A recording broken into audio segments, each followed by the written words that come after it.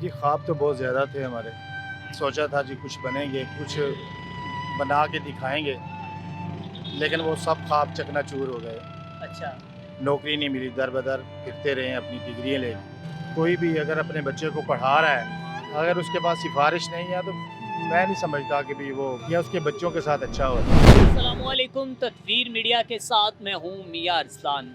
नाज़रीन, आज मैं आपकी मुलाकात करवाने जा रहा हूँ एक ऐसे शख्स के साथ जिनकी तालीम बीए पास है, लेकिन अरसा दराज से रिक्शा ड्राइवर हैं और रिक्शा चलाकर अपना और अपने बच्चों को जो कि रिज़्क़ हलाल खिलाकर उनका पेट पाल रहे हैं। आइए इस शख्स से इसकी कहानी जानते हैं इसी की ज़बानी कि बीए तालीम होने के बावजूद, हालांकि अगर बात की जाए रिक्शा ड्राइवरों की, तो 90% जो रिक्शा ड्राइवर होते हैं वो अनपढ़ होते हैं और कोई अंडर मैट्रिक होता है तो कोई मैट्रिक होता है, लेकिन इनकी तालीम बीए है और उसके बावजूद भी ये रिक्शा चला रहे हैं। आइए इनसे जानते हैं इनकी कहानी इन्हीं की ज़बानी। अस्सलाम वालेकुम। जी, वालेकुम सलाम। सर, क्या हाल है? जी, अल्हम्दुलिल्लाह। तबीयत से ठीक है? अल्हम्दुलिल्लाह। क्या नाम है आपका? मेरा नाम जी मोहम्मद काशिफ़ है। मोहम्मद काशिफ साहब कब से रिक्शा चला रहे हैं? तकरीबन 10 साल हो गए हैं, 10-12 10 साल। साल हो चुके आपको हाँ जी। रिक्शा चलाते हुए।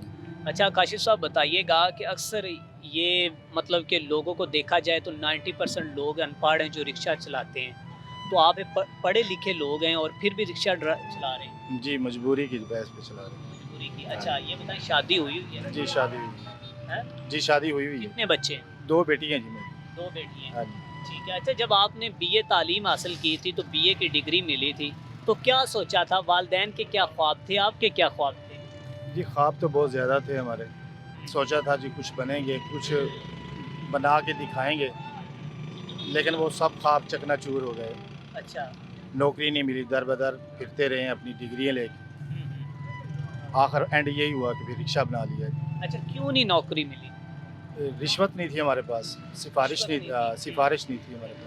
अच्छा, आप इसके अलावा और भी कोई काम कर सकते थे, रिक्शा ही क्यों चलाया? रिक्शा तो अनपढ़ लोगों में मोस्टली जो कि उसमें शुमार किया जाता है। देखें जी, जब तक तो ऐज थी भागते रहे हैं कि भी कोई नौकरी मिल जाए। ठीक है। जब एज ओवर एज हो गए, फिर काम भी नहीं सीख सकते थे। फिर मजबूरी थी, कुछ घर का निज़ाम चलाना था। वाला साहब बुज़ुर्ग हो गए थे, तो फिर रिक्शा चलाया, वाला साहब को फिर बैठा के खिलाया। उसके बाद शादी हो गई, अच्छा। फिर नई हालात बने। ठीक है। अब रिक्शा चला रहे हैं, घर का निज़ाम चला रहे हैं। ठीक है। अच्छा बताइएगा कि एक दिन में कितना कमा लेते हैं आप? अब तो जी बस दाल-रोटी पूरी हो रही है जी। दाल रोटी हाँ से जी, पूरी। सुबह से अच्छा। लेके शाम तक जो है वो 800-1000 रुपए मैक्सिमम जो है वो इससे तो बड़ी मुश्किल घर का गुजर बसर बस होगा। निज़ाम चल रहा है ना जी, अल्हम्दुलिल्लाह, अल्लाह अच्छा, ताला दे रहे कभी हैं। खुदा न ख्वास्ता बारिश हो जाती, बीमार पड़ जाते हैं, तो एक दिन में जो कमाते वो तो आप लगा लेते, तो फिर कैसे गुजर बसर होता है? देखिए जी, ये निज़ाम मेरा अल्लाह ही चला रहा है, बस कुछ कह नहीं सकते, मेरे पास अल्फ़ाज़ नहीं है कि मैं क्या करता हूँ, क्या क्या? नहीं करता। हाँ अच्छा, जी। शाह साहब बताइएगा, कभी भूखा भी सोना पड़ा?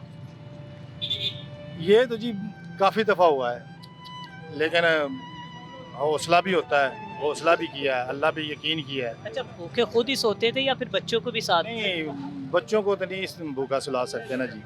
उन हाँ जी। बच्चों को फिर भी हाँ खिलाते जी, थे, बच्चों को तो खिलाना ये तो ज़िम्मेदारी है जी। लेकिन खुद वो भूखे सो मासूम है जाते जी, थे। उनको तो चाहिए खाने को। हुँ। हमें तो पता है ना किस तरह कमाना है और कैसे लेके जाना है। ठीक है। अच्छा, सब बड़े लोग हैं, बड़े वालिदैन हैं जो अपने बच्चों के लाखों करोड़ों रुपए लगाकर उनको डिग्रियाँ हासिल करवा रहे हैं, उनको पढ़ा रहे हैं, तालीम हासिल करवा रहे हैं, तालीम के ज़ेवर से आरास्ता हो रहे हैं बच्चे। आप क्या कहना चाहेंगे कि क्या बच्चों को फिर पढ़ाना ही लोग छोड़ दें? नहीं, जो करोड़ों रुपए लगा के बच्चों को पढ़ा रहे हैं, उनके लिए तो कोई मुश्किल नहीं है, क्योंकि उनके पास तो पैसा भी है, सिफ़ारिश भी होगी, पैसा भी होगा।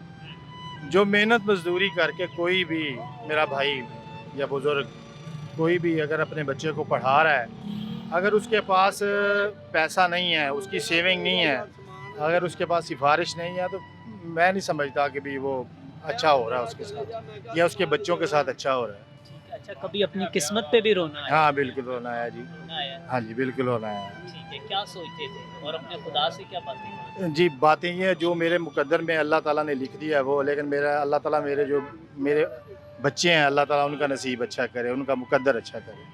अच्छा, जब बीए तालीम हासिल की है तो वालिदैन कैसे फ़ीसें अदा करते रहे और जी, मेरे वालिद साहब मेहनत मज़दूरी करते हैं। उन्होंने पढ़ाया, उनका जो फ़ोकस था यही था कि मेरा बेटा पढ़ के कोई अच्छी जॉब करेगा।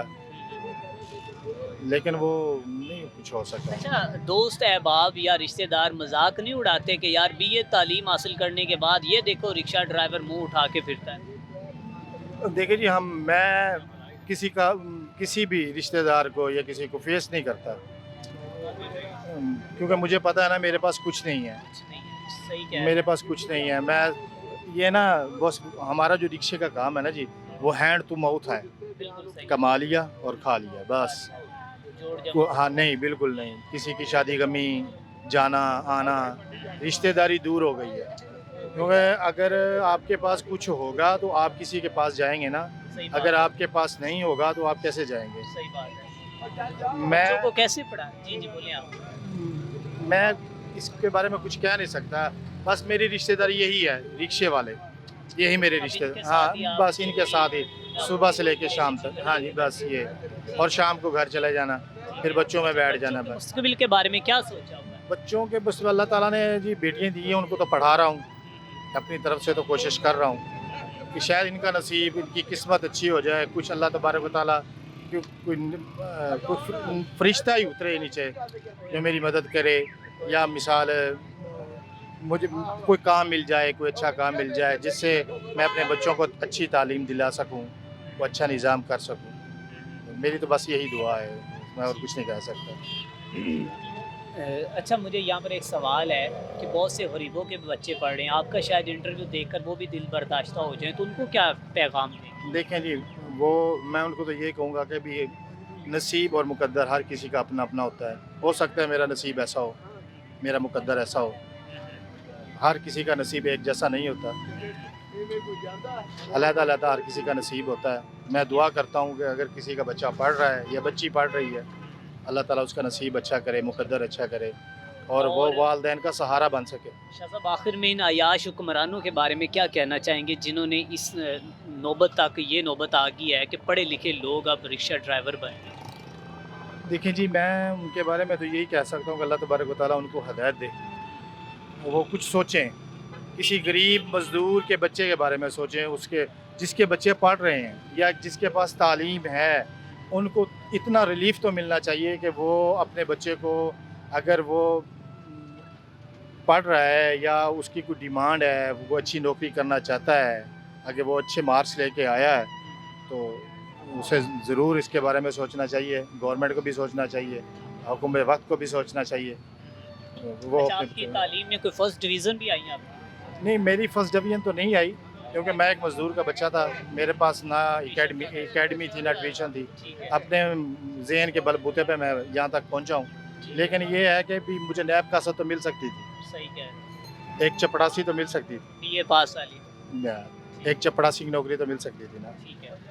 नाज़रीन, मेरे साथ 2 बच्चों के बाप मौजूद थे जिन्होंने अपनी 10 से 12 साल ज़िंदगी जो है रिक्शा ड्राइविंग में ही गुजार दी है। तालीम इनकी बीए तक है, लेकिन इस कौम के हुक्मरानों को आज भी ये बद्दुआएं दे रहे हैं और ये कह रहे हैं कि अगर मेरे पास रिश्वत होती और अगर मेरे पास सिफारिशात होती तो शायद आज मैं भी किसी ऑफिस में बैठा हुआ था, और नहीं तो मुझे कोई चपड़ासी ही लगा दिया जाता, मुझे कोई नैब कासद ही लगा दिया जाता। नाज़रीन, ये हाल है मेरे मुल्क का।